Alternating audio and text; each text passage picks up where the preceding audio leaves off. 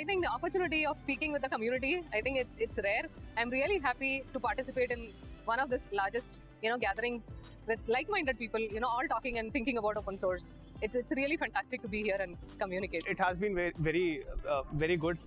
We also met a couple of folks working at great open source technology, and we have their contacts, and we will learn and grow together. Audience is refined, right? So we have a very good specific audience oriented towards open source.